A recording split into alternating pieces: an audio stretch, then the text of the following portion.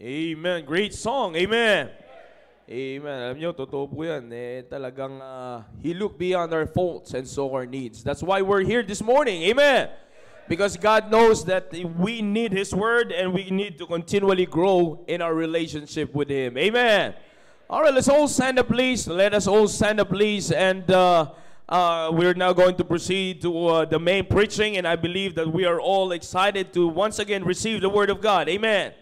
Kanina napakaganda po ng pinag-uusapan po natin about Sunday school and the commitment, and we will still continue our studying about commitment. And I believe, brethren, we believe that commitment is very important in the lives of every Christian. Napaka-importante na maunawaan po natin, napaka-importante na maging maliwanag po sa atin ang kahalagahan ng commitment. Why? Why do we need to commit? Why is it important to us? Ano bang nagagawa niyan sa buhay po natin? Kanina maganda po yung nasimulan po natin pag-aaral Sunday school about commitment. And brethren, pagka naunawaan po natin, makikita po natin kung anong target ng Diyos, kung bakit gusto niya po tayong turuan at muling mabalikan. Sa atin naman, nakakaalam na, muling mabalikan natin at maunawaan natin ulit what commitment is all about. You see, let's read first just two passages in the Bible that we're going to read as part of our main text. But later on, i-discuss po natin ulit yan sa Psalms chapter 37 verse 5. And later on, we'll go to another verse in the book of Proverbs. Iisa-isain po natin yan, pag-aaralan po natin yan. Alright, Psalms chapter 37 verse 5. Are you there? Amen. Para po sa mga walang dalang Bibles, we will provide the reference dyan po sa taas. And makikita nyo po yan dyan sa ating pong mga screens. And sa mga Bibles that you can still look on your Bibles, open your Bibles. Alright, Bibles, not gadgets. Alright, Psalms 37 verse 5. Are you there? Amen. Commit thy way unto the Lord. Or let's read it all together. Ready, read. Commit thy way unto the Lord. Trust also in Him, and He shall bring it to pass. Di na po kayo manatili dyan. I'll read Proverbs chapter 16 verse 3. Proverbs chapter 16 verse number 3. Sabi po ng Bible, commit thy works unto the Lord, and thy thoughts shall be established. Later on, we're going to talk about the implication of these two passages, kung bakit ito po yung ating ginagamit na talata when it comes to our commitment. Marami naman po tayong mababasang talata, binanggit po yung kanina dito sa sermon, marami tayong mababasang talata sa salita ng Diyos that implies commitment, but these two passages right here will help us to understand why commitment is very important in the lives of every believer. Alright, manalangin po muna tayo. Dakilang Diyos sa mga pangyarihan sa lahat, maraming salamat po muli, Panginoon, sa oras na ibinagkaloob niyo po sa amin. Salamat po sa natapos po naming Bible reading, sa panimula ng aming pananambahan. Salamat po sa pagsama-samang panalangin, Panginoon, and sa congregational singing, O God. Thank you for the songs that lift up your name, O God. And salamat din po, Panginoon, sa natutunan po namin sa Sunday school lesson about commitment. And ganoon din po, Panginoon, salamat po sa inyo pong patuloy na paunguna at sa inyo pong mga anak, Panginoon, sa kanilang pagbibigay ng kanilang mga tithes and offerings, and sa mga nag-involve, Panginoon, sa giving. And salamat sa kinanta po ng choir and the specials, O God, that prepare our hearts and our minds for the preaching of your word. And hihiling po namin, O Diyos, na patuloy niyo po kami ngayon pangunahan ang bawat isa po sa amin. Please, O God, make us worthy to receive your blessings, O God. Make us worthy to receive your message this morning, O God. Hinihiling po namin, O Diyos, that you please pour out your wisdom, knowledge, and understanding, O God. We are just human beings. We are just your created beings, O God. Hindi po namin kayang abutin ang inyong pong kaisipan. Hindi po namin itong kayang unawain by our own, O God, because this is your word. This is your heavenly word, O God. Kaya hinihiling po namin na pangunahan niyo po ang bawat isa amin, pagkalooban niyo po kami na inyo pong wisdom, knowledge, and understanding. And Holy Spirit, O God, please continue to flow through us, continue to help us to have that right attitude, O God, towards your message, O God. Please continue to help us to grow more according to your word. Once again, O God, Lord Jesus Christ, please continue to use me, O God, to lift up your name, and that we all could give praises, glory, and honor to you, O God, for thou art the only one who's worthy to receive it.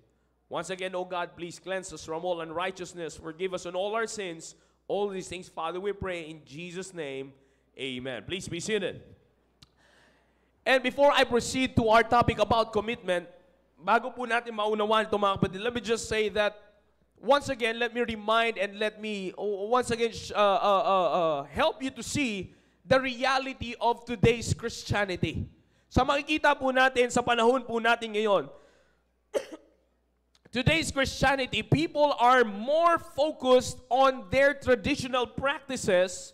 And nakikita po natin yan sa kalagayan po natin ngayon that people are more prone on practicing their traditional ceremonies, their traditional practices, that the problem is it makes them miss what is the main thing na dapat na maunawaan ng tao pagdating sa salita ng Diyos.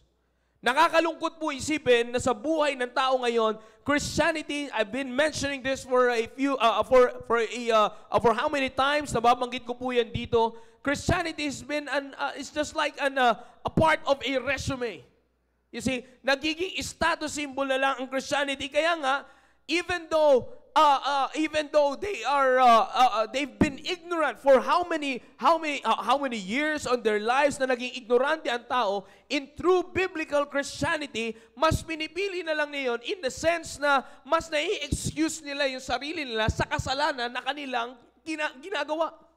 You see, kaya nga po makikita natin mga kapatid, nakakalungkot na tanawin na marami pong tao, they don't mind being not being in the truth. They don't mind it anymore na, importante para sa kanila, basta masabi mong simba, okay na yan. You see, kaya people nowadays, they don't mind to check anymore if talaga bang nasa tama sila. You see, that's the reality of Christianity today. Kasi ngayon makikita po natin mga kapatid, nakakalungkot mang isipin, pero makikita po natin there are so many so-called Christian religions that affects the lives of every individuals. Nakakalungkot mang isipin na yun po yung sistema na nangyayari ngayon sa maraming mga tao na kung saan, even though pag sinabi natin Christianity, it should always help the people know God more, and it should always help the people be in the right path of their lives. Pero nakakalungkot mga kapatid, nakitang-kita natin mula sa mga young people up to the adults, or mula sa adults down to the young people, we can see professing Christians. We're not trying to attack them, that's the reality na makikita natin sa balita ngayon mga kapatid, that there are professing Christians na pag tinignan nyo po mga kapatid, they still end up living their lives miserable, and sad to say, or sadly, masusubukan pa natin sa mga balita na yung mga nagpapakilalang Kristiyano, they even take their own lives. Nakakalungkot po isipin. Kaya nga titingnan nyo po, no? If that's the picture of Christianity, where is Christ in that Christianity na kukunin mo ang sarili mong buhay? Are you following? Amen. Young people, are you listening? Sometimes young people, let me talk to you for a while. You thought Christianity is just a status for your profiles. Na hindi nyo nakikita ngayon na marami ang pumapasok sa mga simbahan na young people, pumapasok sila sa loob ng simbahan, but yet makikita mo na lang ang balita, nagpakamatay yung ganito. Oh, by the way, I'm not talking about uneducated young people. I'm talking about young people na may mga pinag-aralan, may pinagtapusan, mayroong kakayanan.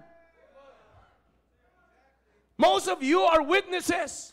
Meron silang career. Pero they take their own lives. Why is that? Kaya nga, it's not the career that will tell you young people you're okay. It's not the career that will tell us okay ka sa Diyos. It's not your career, or it's not even your money, it's not even your business, it's not even whatever it is that we have. Hindi yan na magsasabi para sabihin ng tao na okay ka sa harap ng Diyos. But that's what we can see in today's Christianity.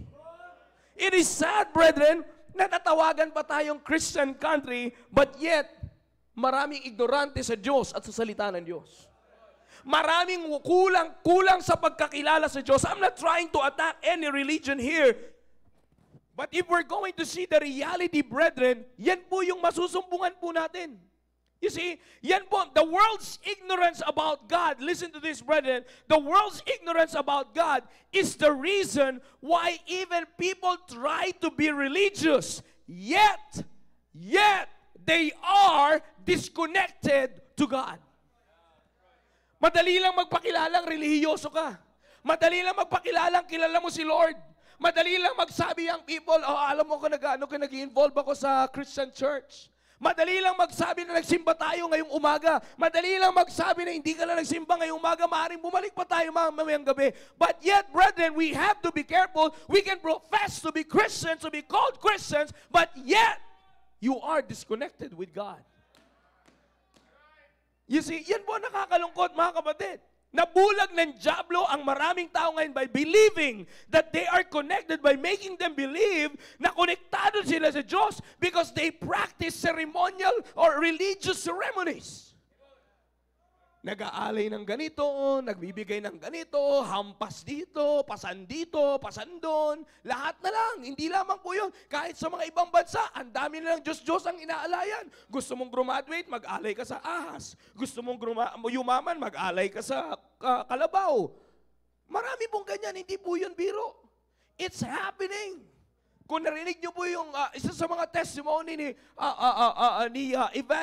Brother Elvis Snedern, you see, sa India, grabe po yan. You see, kakagating ka na lang ng lamok, hindi mo pa pwedeng patayin. Bakit? Baka uncle mo yun eh. Akalain niyo po yan? You see, minsan we take our faith lightly, pero mga kapatid, akalain nyo, ibis nagagabang sa kinakakita nyo yung mga mekos-mekos na mga insa natin dyan? Ha? Kita yung mga mekos-mekos na yan? Gumagabang, sobra na talaga yan. Sobra na yan, insan, gumagapang na yung ibis sa kakainan, di ba nila pwedeng patayin? Yung daga, gumagalaw doon sa kinakain lang. Roti ba yun? Hindi nila pwedeng patayin, hindi pwedeng tabuin. Bakit? Baka kamag-anak nila eh. It may seem funny to us, pero seryoso sila doon.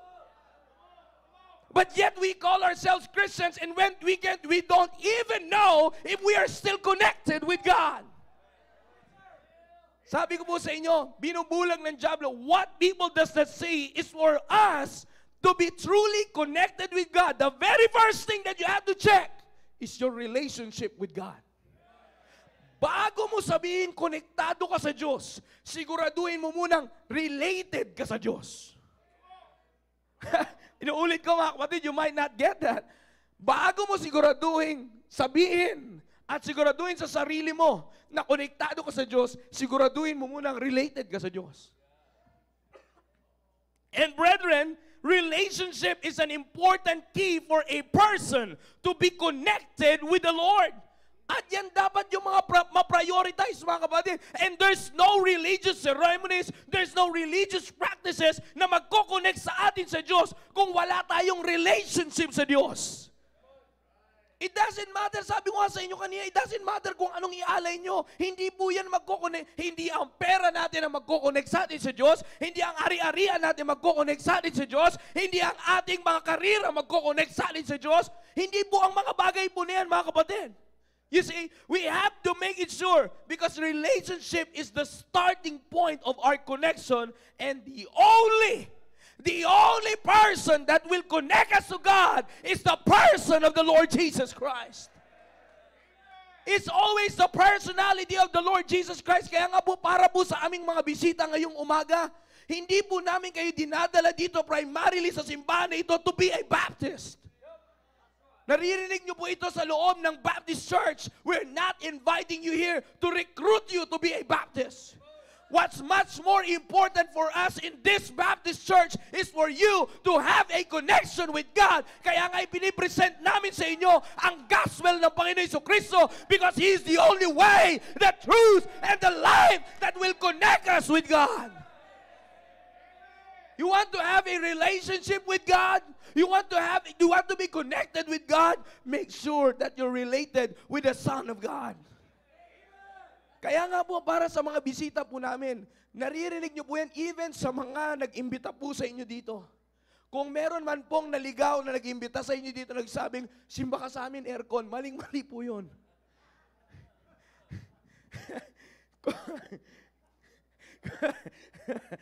Nagsimula na naman. Mali po yan, mga kapatid. Hindi po kayo inimbita dito para sabihin na, ay, punta ka sa amin kasi alam mo sa amin, talagang pag pumunta ka sa amin, may pagkain. Sa jeep pa lang, kumakain na tayo. Oh, baka may nagkamali mo sabi sa inyo, magsimba ka sa church namin, may parapol. Wala pong ganyan dito. You see? Mga kapatid, para po sa mga bisita po namin, this is a serious matter. Seryoso po kami sa pag-imbita po sa inyo dito, not primarily para maging Baptist kayo. Because we believe that even the Baptist church itself will not connect you to God because hindi naman po ang Baptist ang magre-relate sa inyo sa Diyos. But we as a Baptist church can just help you to bring you to the one who's connecting us and giving us a relationship with God, to the Lord Jesus Christ. What's much more important here, what is much important for us, for our visitors here, is to educate you paano kayo maging konektado sa Diyos. That's why ang lagi po naming dinadala sa inyo, pagbahagi pa lang sa inyo, sa mga opisina, sa mga trabaho, sa mga binabahagi sa inyo ng mga officers ninyo, kinakatok namin sa mga bahay po ninyo, it's not the religion that we're bringing you, but we're bringing you the Lord Jesus Christ. Because He's the only way for us to be connected with God. Yan po yung purpose kung bakit po namin kayo dinadala dito bilang bisita. At para po sa atin ng mga members of this church, as part of the church family, we have to thank God that we are already blessed to be in connection with God, but you should also be aware kung lumalago ba tayo sa connection natin sa Diyos. You see, tandaan po natin, walang problema kung konektado ka sa router. Pero may tinatawag tayong poor connection. Galit na galit nga tayo. Ano ba namang klaseng wifi bro? Ano to? Ano ba namang klaseng service provider to? Ang hina ng connection. Galit na galit tayo kapag mambira. Pangit talaga itong ganitong connector. Pangit talaga nito. Ano ba yan? Galit na galit tayo kapag ang bagal ng connection. Ilagay natin sa spiritual life. How's our connection with God? Yes, we are already related with God because we're called Christians. We are already saved. We accepted the Lord Jesus Christ as our Lord and personal Savior. And by the grace of God, we follow the Lord through water baptism. And we've been blessed to be a part of the church of God. But the question is, now that we are connected with God, how is our connection with God? How's our connection with God? You see, this is something that we have to understand clearly, because if we are going to check our connection with God, brethren, we have to make it sure that we will stay connected with God. You see, as we check our relationship with God, we will always be able to check if we are still connected with God. You see, the problem is that we may be in a relationship with the Lord, a sense of God, yet we know that we have lapses. We have lapses in our connection with the Lord. And that's the occurring problem today for every believers, brethren. Because minsan, hindi natin napapansin na natatapos na lang yung connection natin sa kaligtasan. And after that, it's done. What's important is, I'm saved to the uttermost. You see, minsan doon na po tayo natatapos. You see, pakikuha lang po yung bata at pakilagay sa box. Pakilagay sa tabi ng puwan. Thank you. Alright. So again mga kapatid, inuulit ko po para sa bawat isa po sa atin. Ilagay po natin sa isipan natin ito mga kapatid. Our salvation, after the salvation part of our lives, there are times whether we accept it or not, that we failed on staying connected with the Lord, His Word, and His work. Inuulit ko po, tatlo po yan. The Lord, His Word, and His work. It's a great blessing, brethren, na simula nung na-connect tayo sa Diyos through having relationship with God, binihayaan niya tayo ng magkakataon na hindi lamang tayo makonekta sa Diyos, maging konektado sa Panginoon, kundi konektado rin tayo sa salita ng Panginoon at sa gawain ng Panginoon. And that will help us grow on our relationship with God. And as we grow on our relationship with God, that will help us to stay connected with God. Now, brethren, our salvation might be in check or our salvation might be right. Our salvation might be in check, but we may be experiencing the issues of poor connection with the Lord. And that's the time that commitment comes in. Naunawaan niyo mga kapatid, that's the reason why we are talking about commitment. Because in every relationship, commitment is very important. Kung sa tao nga importante, sa Diyos pa kaya? Naalala niyo po mga kapatid, yung preaching ng ating mahal na pastor po dito, how can you say that when he preached about committed to love, paano mo masasabing mahal mo akong Diyos na Panginoon mo na hindi mo nakikita kung yung nga kapitbahay mo hindi mo kaya mahalin? Kung yung nga kasamahan mo sa simbahan na nakikita mo, naiiwasan mo, paano pa kung hindi mo nakikita? You see the point, brethren?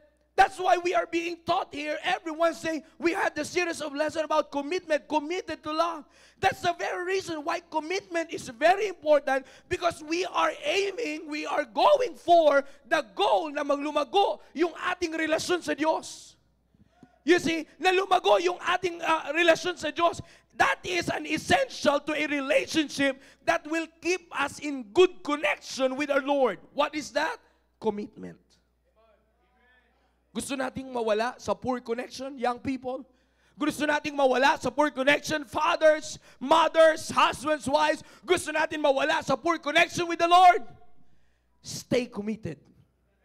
Commitment is very important, because as you stay committed, you will stay connected.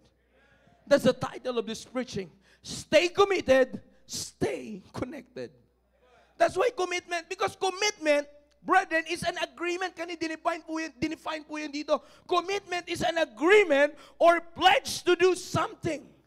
You see, it is an adherence to something to which one is bound by a pledge or duty. Kaya nga pag kinumit mo ang sarili mo, you are bounded by a pledge or by a duty. It is your agreement. And brethren, maganda yung diniscuss mo sa atin sa Sunday school kanina. We are making an agreement not with your father, not with your mother, not to any person, but agreement with the Lord. Nakikipagkasundo tayo sa Diyos. Hindi tayo nakikipagkasundo sa tao.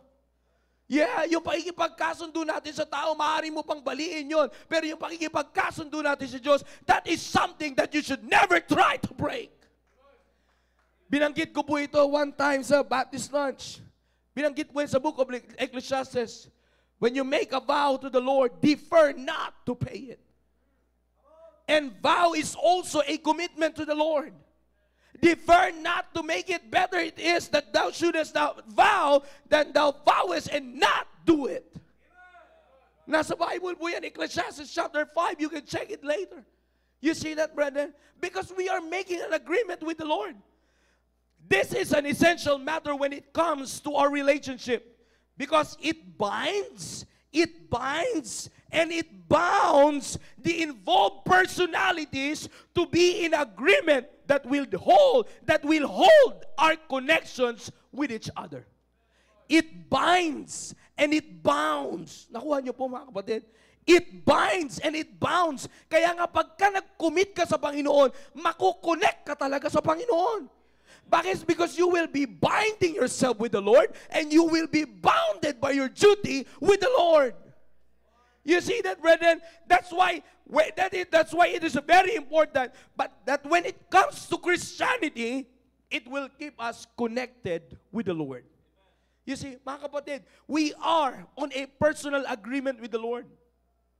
And as we are in a personal agreement with the Lord, it will always draw us on having a personal connection with the Lord.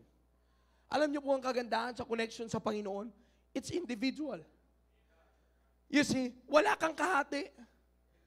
Sa Wi-Fi, di ba, tama ko, Sir Tori, sa mga nakakaalam sa inyo, if I'm not mistaken, pag kumonek ka, may kahati ka na eh. Mababawasan ang babawasan. Anong tawag doon, sir? Yung bandwidth ba yun? Mababawasan ang babawasan pag dumadami yung kumukonek. Ano yun, sir? Yun, inulit mo. You see? So, ibig ko sabihin, mababawasan ng mababawasan pag marami nang kumukonek. The greatest thing is that, pagdating na sa Panginoon, sa connection sa Diyos, hindi ganun. That's the blessing of connecting to God. Hindi dahil marami tayo, nababawasan yung bandwidth ng connection sa Diyos. Brethren, that's a blessing. That's a blessing na pag-connect si Brother Dominic, pag-connect si Sir Conrad, pag-connect si Sir, hindi pala konektado yan. Hindi. Ibig ko sabihin mga kapatid, pag-connect si Sir Roy, si Sir Willie, hindi na babawasan. Hindi na babawasan because tuloy-tuloy pa rin kung ano ang connection mo sa Diyos. Walang labis, walang kulang. Tayo lang ang magkakaroon ng problema, pero kailanman ang Diyos ay hindi magkakaroon ng weak connection sa tao. And it's a great blessing mga kapatid, but all we need to do to stay connected is to stay committed. Sa mga binasa natin na talata, mauunawaan po natin yan. What's with the commitment? Ano bang meron sa commitment na it makes it essential para mapanatili ang strong connection sa Diyos? Ano meron sa commitment? Number 1, trust. Excuse me.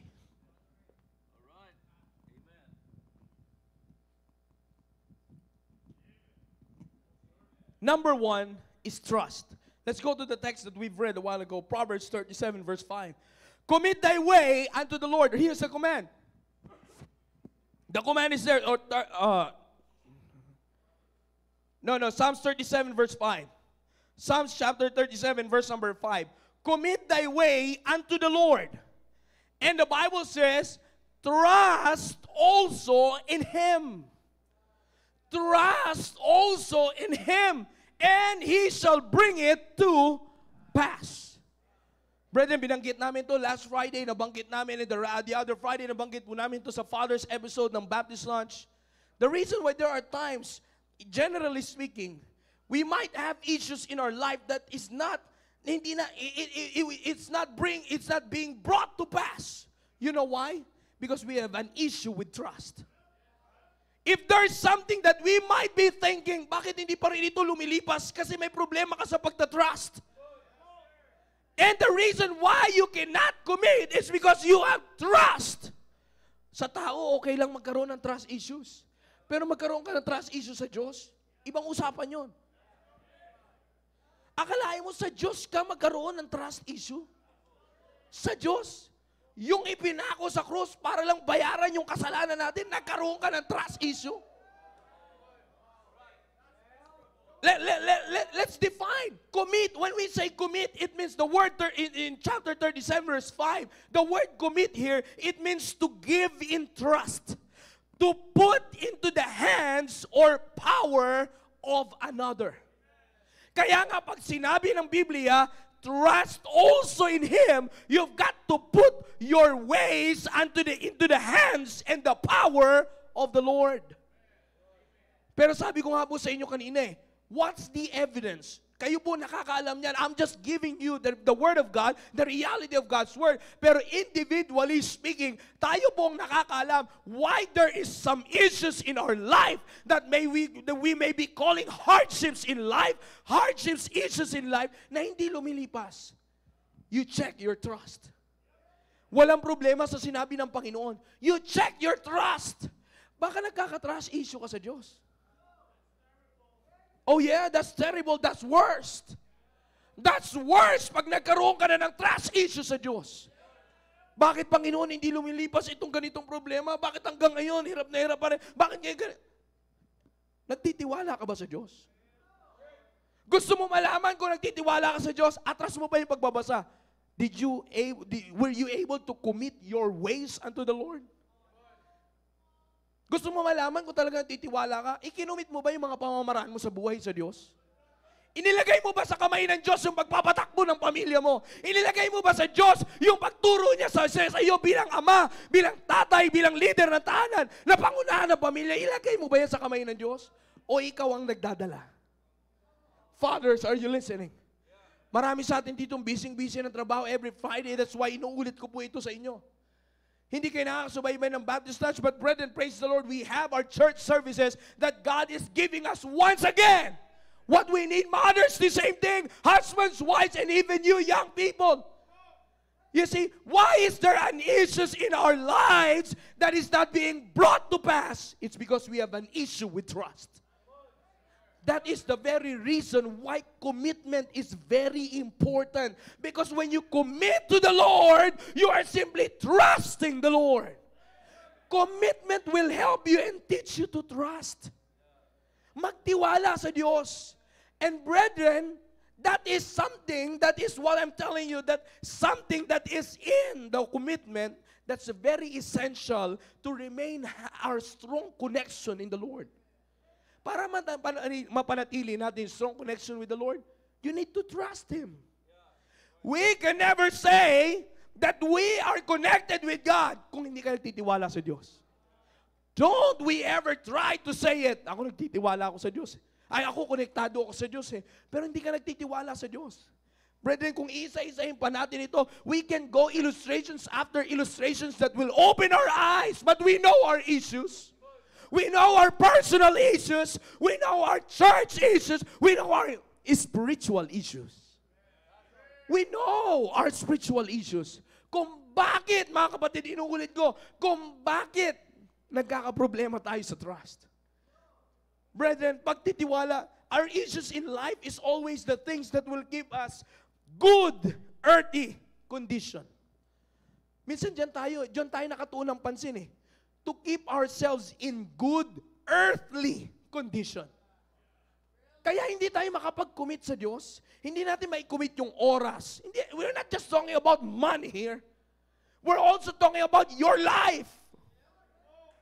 Kaya hindi natin mai-commit yung ating sarili sa Diyos, yung buhay sa Diyos, yung ating oras sa Diyos, everything that we have. We cannot commit it to God because we thought we need it para sa mapanatiling good ang ating earthly condition. Ang ating buhay sa mundong ito. And, secondary lang sa atin, yung heavenly condition. I hope you're still following, brethren, amen? You see, we have to put in mind that we cannot prove our connection with God if we cannot trust God. You see, great passage, Matthew chapter 6, verse 31 to 34. Hindi na po natin babasahin, but you can check it later. Very familiar passage. You see, napakaganda ng statement dyan. You see, sinasabi ng Bible na the Father knoweth that ye have need of these things.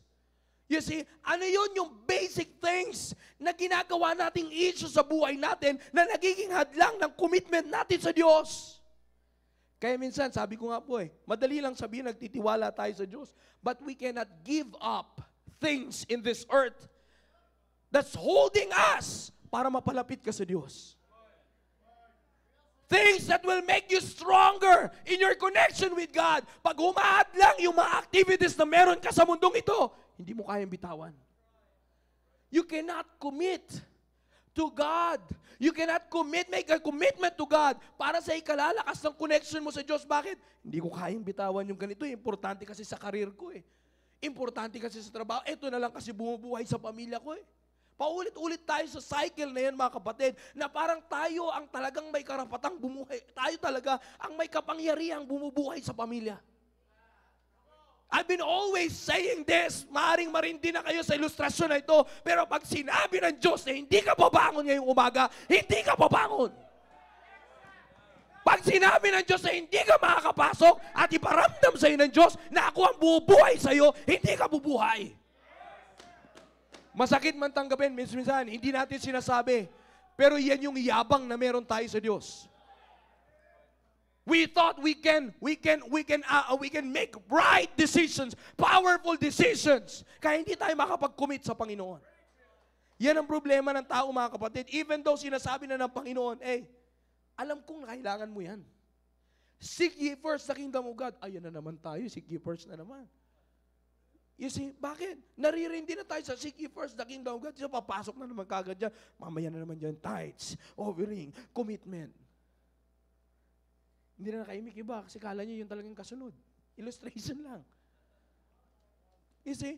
Pero kaya nga sinasabi ko mga kapatid, that's the main issue that we have. That is why commitment is a very important. Because sabi ng Biblia, commit thy way into the Lord, unto the Lord, and trust also in Him. Hindi mo pwedeng pag-iwalayin yan. Kaya nga, that is something that's very important in the commitment na kailangan natin para mapanatili ang strong connection with God. Trust. Pagtitiwala. Pagtitiwala. Number 2. This is only 2 things. And we're done. Ano sabi ng Biblia? Proverbs chapter 16, verse number 3. Kanina, first is trust. Something that is in commitment. Ano yung meron sa commitment na napakahalaga nito sa ating relationship at sa ating connection sa Diyos? Because it will help us to grow in trusting God. Number 2, engagement. Kanina nabanggit po ito ni Sir Maki. But here's a different, here's another implication for this engagement in Proverbs chapter 16, verse 3. Commit thy works. Kanina, commit your ways. This time, commit thy works unto the Lord, and thy thoughts shall be established. Kanina, ways. This time, works. Kanina, ways. Ngayon, works. Nakuha niyo po yung pagkakaiba, mga kapatid? Because the word commit here, it means now to engage. It means to pledge. It means to put yourself into action.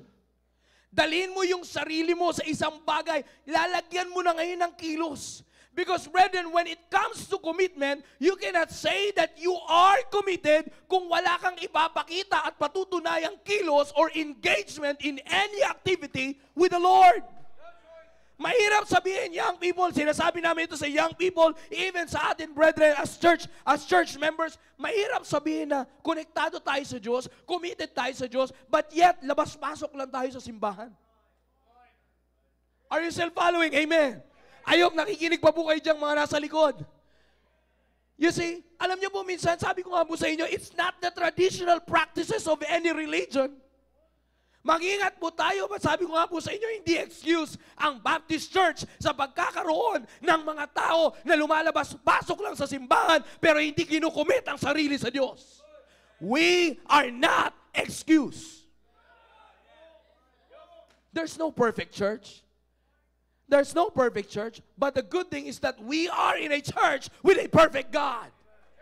We are in a church with a perfect Word that always declares us yung totoong kalagayan po natin. Kaya ako sinasabi sa inyo mga kapatid, when the second thing that's in the word commitment that is very important is engagement.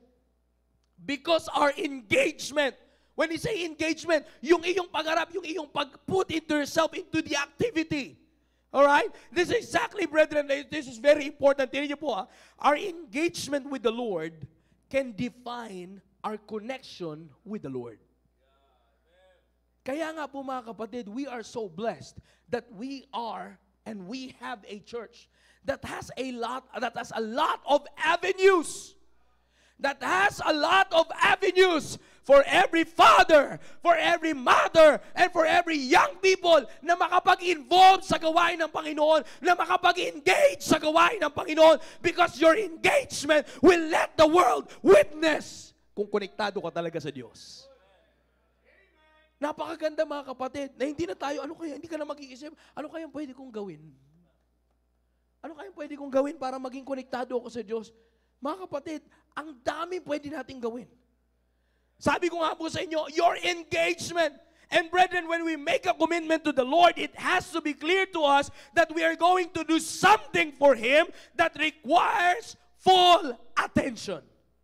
Full attention. And this will make us focus ourselves in the Lord and will help us take away our attention with the world.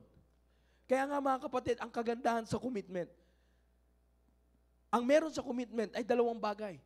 Trust and engagement. You will learn and you will grow in trusting the Lord, and it will help you engage yourself on something that will prove your connection with the Lord. Kaya nga po, commitment is very essential pagdating sa ating connection sa Diyos. That's why if we will choose to stay committed, we will be able to stay connected. Alam niyo po mga kapatid, again, tayo po nakakaalam, dalawang bagay po ito. Two things that is very important na nasa commitment. What is that? Para makita natin importance nito sa Kristiyanong pamumuhay natin, na magdadala sa atin it's a stronger connection and a growing relationship with God. You see that, brethren? A growing relationship with God. Commitment is very essential in our relationship with God as it is important, as it is essential to human relationships. In marriage, in family, it is very important for us to commitment so that madadala po natin ang pamilya malapit sa Diyos. Kaya nga po mga kapatid, mangyayari lamang po yun kung uunahin natin yung sinasabi kanina sa Sunday School, your commitment with the Lord. We're not making any commitment with other persons. No, we're making a commitment first with the Lord. Always God first. Nakikipag-deal ka muna sa Diyos. We're making full agreement first with the Lord. Para saan? Para mapanatili natin na yung commitment mo sa Diyos, pag yung commitment natin sa Diyos ay napapatunayan po natin, kaya natin patunayan yung commitment natin sa tao. You see, kung sa Diyos nga nagagawa natin, sa tao pa kaya? Brethren, ito isang bagay na hindi nakikita ng mundo. Inuulit ko po mga kapatid, this is something that the world doesn't see anymore. Kaya akala lang nila, pasok ka lang sa simbahan, paglabas, konektado ka na kay Lord. Pero walang lumagong relasyon sa Diyos. Brethren, that's inseparable. Hindi natin pwedeng sabihin na maayos yung connection mo sa Diyos and yet hindi ka related sa Diyos. Kaya nga pinakita po ko po sa inyo kanina, you've got to be related to God first because relationship is your stepping stone to be connected with the Lord. And for you to stay connected with the Lord, here comes commitment. Kaya nga napaka-importante. I hope naunawaan natin maigi mga kapatid. Relationship, salvation, the foundation and the stepping stone of our connection. Mula sa salvation, kinonect tayo sa Diyos at para manatili tayo konektado sa Diyos, we should learn to commit ourselves to the Lord. Kaya nga mga kapatid, commitment is very important. Imagine if there's no commitment, tingnan nyo na lang po mga kapatid, I'm not saying this para pagmalakihan natin yung mga taong wala sa loob ng simbahan po na ito. I'm not saying na pagmalaki tayo sa mga ibang tao. No, but let's go to the reality. Kaya mga kapatid, makikita po natin sa mundo na maraming nagpapakilalang Kristiyano, but iwalay ang kanilang relasyon sa Diyos, ang kanilang connection sa Diyos, kaya hindi nila mapagtampo. Kaya may mga tanong na, bakit kaya nananalangin naman ako kay Lord, pero parang hindi sinasagot? Bakit may mga ganong tanong? Because they don't understand na bago ka kumonek sa Diyos, related ka muna dapat sa Diyos. You see? Hindi po nila naunawaan yan. But praise God, ngayong umaga mga kapatid, binibigay sa atin ng Diyos ang dapat po nating maunawaan at dapat po nating makita na siyang napakahalaga sa buhay po natin bilang Kristiyano para manatili tayong konektado sa Diyos. And that is, we have to stay committed. Stay committed. Stay connected. If you want to stay connected, then stay committed. You see, yeah, that's why it's very important. Kaya nga biyaya ng Panginoon that He gave His wisdom, knowledge, and understanding to our pastor para magkaroon tayo ulit ng series about commitment. Because that's the basic, that's the basic, that's the foundation of our Christian life. Even ang Panginoon Jesucristo, pwede nating palawakin ito mga kapatid. Pero sabi ko nga po sa inyo, kung meron man kayong hinahanapan, kung meron man tayong hahanapang example sa commitment, Diyos na mismo. Panginoon na mismo. Committing His life for us, ano bang hahanapin nating ebidensya?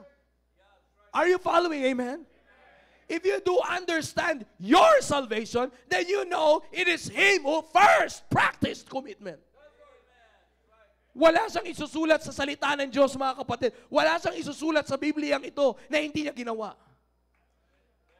But marami siyang sinulat dito na kanyang ginawa na hindi natin nagagawa.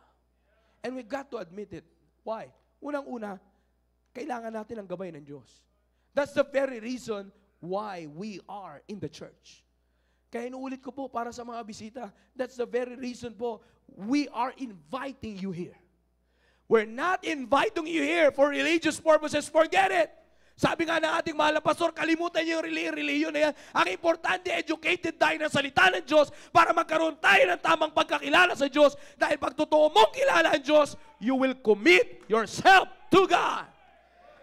And when you commit yourself to God, you will stay committed. You will stay connected. There's nothing deep about this message, brethren. This is just a quick reminder to all of us. Commitment is very important. Sabi nga kanina ni Sir Maki, huwag nating katakutan ng commitment. Walang nakakatakot sa commitment. Bagkus, dapat nating yakapin yung commitment because it's very important para tayo manatiling konektado sa Diyos. Paano natin malalaman kung tayo committed pa rin sa Diyos? Kung pinapaalagaan natin? Check. Are you trusting God? Dalawang bagay na nakapaloob sa commitment. Trust and engagement. Do you trust God? This morning, kamusta ang pagtitiwala natin sa Diyos? This morning, kamusta ang engagement natin sa mga spiritual activities na magkoconnect sa atin sa Diyos? It's just between you and God. Young people, fathers, mothers, it's just between you and God. No one, walang pwedeng makapagsabi dito o makapag-question sa iyo ng kalagayan mo sa Diyos. Kayong dalawa lang ng Diyos nakakaalam niya. Not even your wives, not even your husbands, not even your children. It's just you and God. Kaya nga kapatid, sinasabi ko po sa atin, let's take commitment seriously. Let's take commitment seriously. What seems to be the reason why we cannot make a commitment to the Lord? Is the Lord not worthy of our commitment? You see? What is our fear? Why we cannot commit to the Lord? Brethren, pag-aralan natin ang maigi yan. Ilapit natin sa Diyos yan. Ano mang kinakatakutan natin, ano mang hindrances na meron tayo, ano mang doubts na meron tayo, ilapit mo sa Diyos yan and make a commitment this morning. Make a personal agreement with the Lord this morning that will help you or that will make you stay committed so that you will stay connected. I hope the message is clear, brethren. Our most gracious Heavenly Father, thank you once again. Thank you for this blessing na ipinagkaloob niyo po sa amin, Panginoon. Salamat at pinangunahan niyo po kami sa oras po na ito. I've done my part, O God. This is not my message. This is your message, O God. I'm just a courier of your word. Nawa, Panginoon, patuloy niyo pong kausapin ang bawat isa po sa amin. Patuloy niyo po kaming pangunahan, O Diyos. Manala Espiritu, keep on, please, O God, keep on filling us and influencing us, O God, sa amin pong mga napakinggang mensahe, Panginoon. Thou knowest what's in our heart, O God. Please continue to help us to grow more in our connection with you so that we'll continually grow with our relationship with you. While the Holy Spirit is speaking to our hearts through that message, let's go to God in prayer.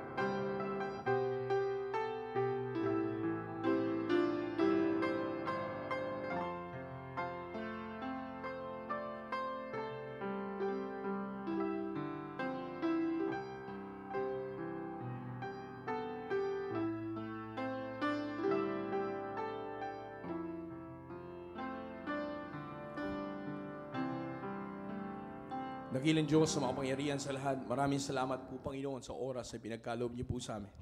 Maraming salamat at patuloy po kayong naunguna sa kanyang pong mga anak, sa aming pong kalagitnaan. Thank you, O God. Thank you for the message that you have given to us, O God. Nawa, Panginoon, ay tulungan niyo po kami na ito po ay may apply sa aming puso't isipan, may isagawa, Panginoon, at higit sa lahat, na patuloy po kami magkaroon ng commitment sa inyo, O Diyos. Once again, O God, please continue to help us grow more in our relationship, in our commitment, in our connection with you, O God. All the glory, honor, and praises belongs to you only. All these things, Father, we pray in Jesus' name. Amen. I believe we can shout aloud, amen, for that message. Amen. Amen, amen. Makakabalik na po tayo sa ating maupuan and para po sa aming mga bisita, again, I would like to request na ang bawat isa po sa inyo ay tumayo dahil katulad po ng sinabi ko po sa inyo kanina, meron po kaming mahalaga